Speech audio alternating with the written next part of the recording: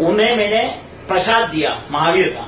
वो कहने लगे भाई मैं एक खुदा को मानता हूं, उसके अलावा किसी गैर अल्लाह का चढ़ा हुआ प्रसाद नहीं खाता हूं। मैंने उनसे कहा कि आपका एक खुदा है तो क्या हुआ, मेरे भी एक ही गुरुदेव है जिनका प्रसाद मैं आपको दे रहा हूं। उन्होंने कहा तुम्हारे गुरुदेव इंसानों में से हैं।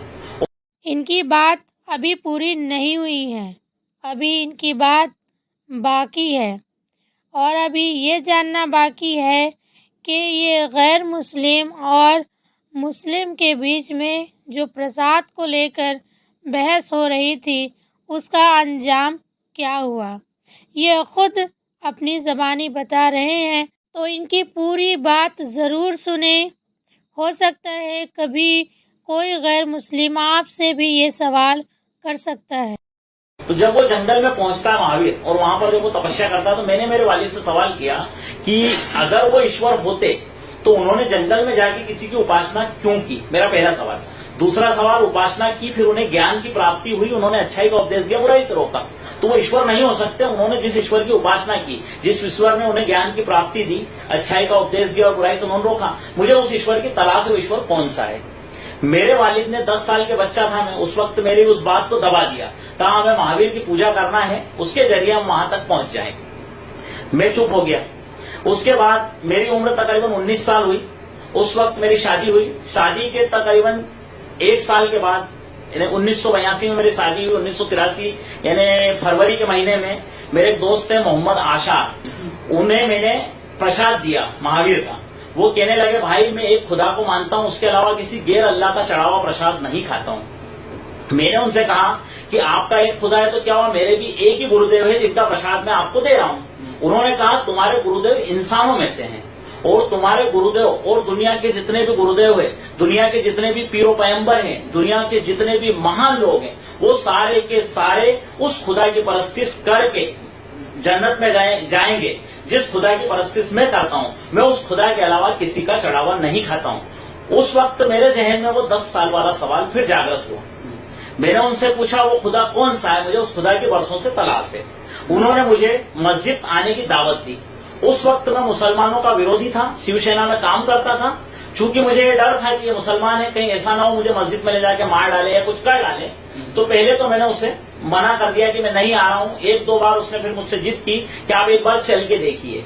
जब मस्जिद में लेके गए वहां पर उन्होंने फिर मुझे खुदा का परिचय करवाया कि ईश्वर इस प्रकार से वो निराकार है जिसको आज तक किसी ने नहीं देखा, जिसका कोई रंग रूप कोई आकार नहीं है, जिसकी कि मुझे तलाश थी। वो तकरीबन उन्होंने मेरे ऊपर 6 महीने तक मेहनत की और अल्हम्दुलिल्लाह 6 माह के बाद मुझे इस्लाम समझ में आ गया। मैंने इस्लाम धर्म कबूल किया। उन्होंने 12 लोगों ने मिलके सारा इस्लाम मुझे समझाया। 6 माह में कई सवाल जवाब उनसे मेरे हुए। उन सवालों जवाब में उन्होंने मुझे सारे जवाब देके मुझे मुतमईन किया।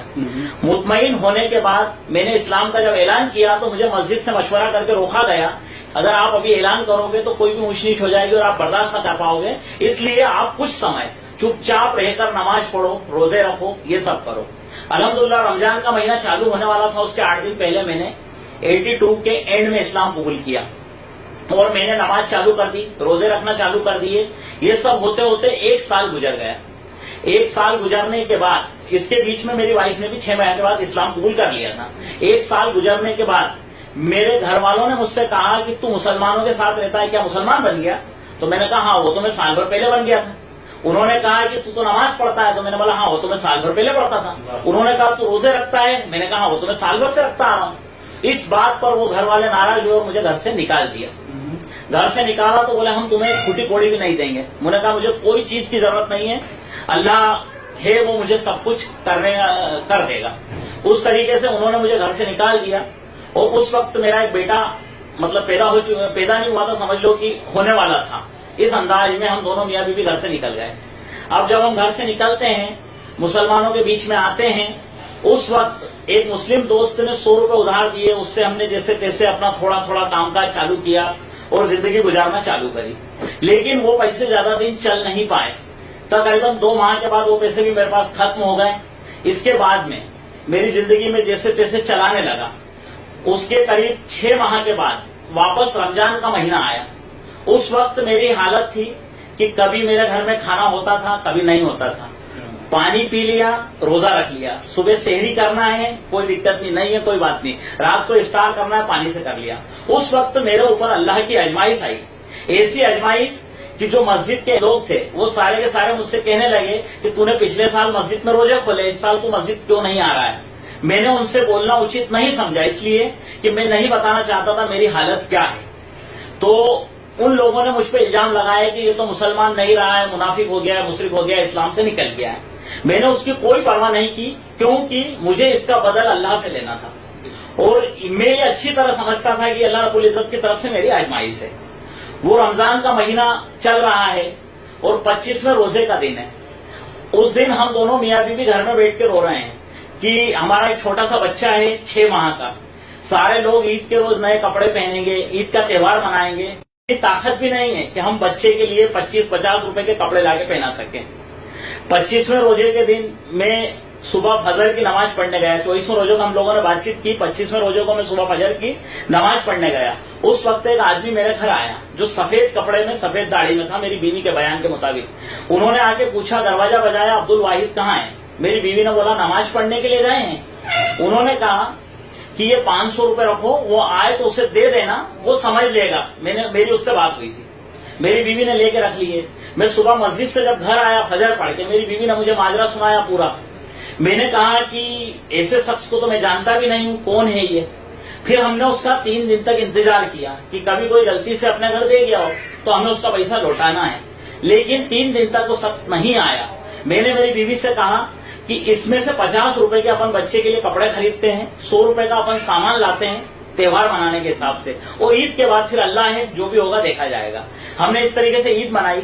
ईद के दूसरे दिन से मैंने लेडीज जो एयरिंग टॉप्स क्लिप वगैरह पहनती है वो 350 रुपए के होलसेल में खरीदे, 50 पैसे, 60 पैसे, 70 पैसे के आइटम, और एक छोटी सी हाथ में पटिया लेके उस पटिये के ऊपर सारा ढेर लगाया और उसको 1 रुपया लाट बेचना चालू किया।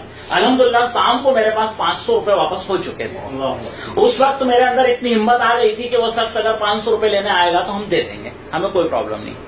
अल्हम्दुलिल्लाह वो अल्लाह की आजमाइश थी जिसमें मैं खड़ा रहा। अल्लाह रब्बुल इज्जत ने शायद वो मेरे लिए मदद भेजी थी। उस 500 रुपए से मेरी जिंदगी की शुरुआत हुई है।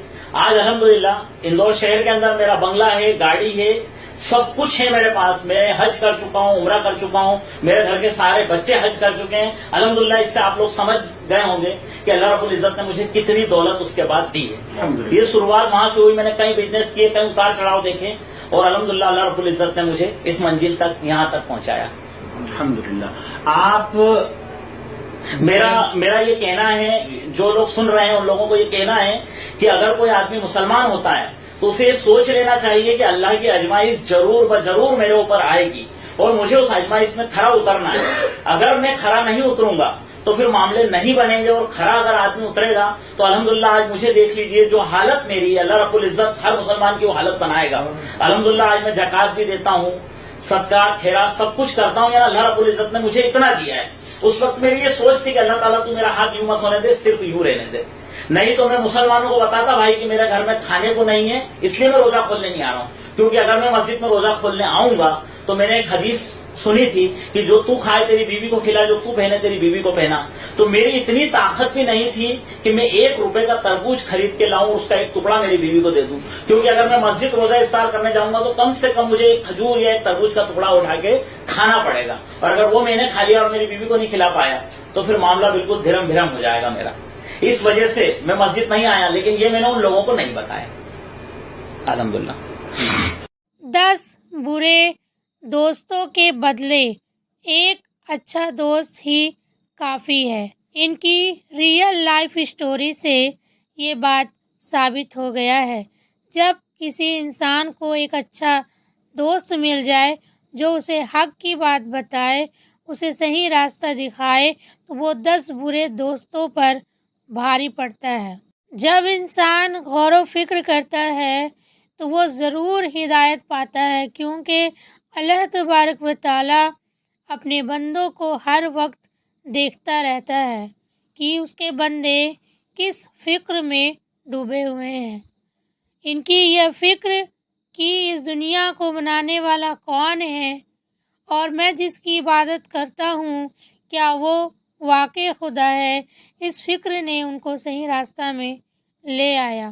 ساتھ ہی وہ اتنے کامیاب انسان بن گئے جسے ہم سب سن چکے ہیں۔ جب ایک غیر مسلم اسلام قبول کرتا ہے تو وہ تمام چیزوں کو عمل میں لے کے آتا ہے جو حکم الہی ہے، اور وہ پھر کامیاب ہو جاتا ہے۔ اس اسٹوری کو آپ لوگوں تک پہنچانے کا اصل مقصد یہ ہے کہ اگر سارے مسلمان علم حاصل کریں اللہ تبارک و تعالیٰ کا اور محمد صلی اللہ علیہ وسلم کا، تو ہم غور کریں کہ ہمارے ساتھ ملنے جلنے والے غیر مسلمان بھائیوں میں بہنوں میں کوئی ایسا شخص تو نہیں جو آپ کے پاس آیا، سوال جواب کیا اور وہ سنتشٹ نہیں ہو پایا۔ کہیں ایسا تو نہیں ہے کہ آخرت میں وہ ہمارا کالر پکڑنے والا ہے۔ کہیں ایسا تو نہیں کہ آخرت میں وہ ہم سے کہے کہ ہم نے یہ سوال پوچھا تھا اور مجھے صحیح جواب نہیں ملا، اللہ تو میری جگہ اسے جہنم میں بھیج دے۔ کہیں ایسے مقام پہ ہم کھڑے تو نہیں ہیں۔ آپ سبھی تک اس ویڈیو کو پہنچانے کا میرا ایک ہی مقصد ہے، اور یہی کہ ہر انسان کو علم حاصل کرنا بہت زیادہ ضروری ہے۔ جب مسلمانوں کو علم ہوگا تو انشاءاللہ ان کے ساتھ ملنے جلنے والے غیر مسلمان اسلام کو جان پائیں گے، اور انشاءاللہ پھر وہ صحیح راستے کو اپنا پائیں گے۔ اس لیے علم حاصل کرنا بہت زیادہ ضروری ہے۔ تمام ان سوالوں کے جواب دینے کے لیے جو ہمارے غیر مسلمان بھائیوں کے دل اور دماغ میں پیدا ہوتے ہیں۔ یہ اسٹوری دل چھونے والی تھی۔ اگر آپ کے دل تک یہ اسٹوری اتر گئی ہے تو اتنی کوشش کریں کہ اسٹوری کو زیادہ سے زیادہ لوگوں تک شیئر کر دیں، اور ہم ایک دوسرے کے لیے ثواب ذریعہ بن جائیں۔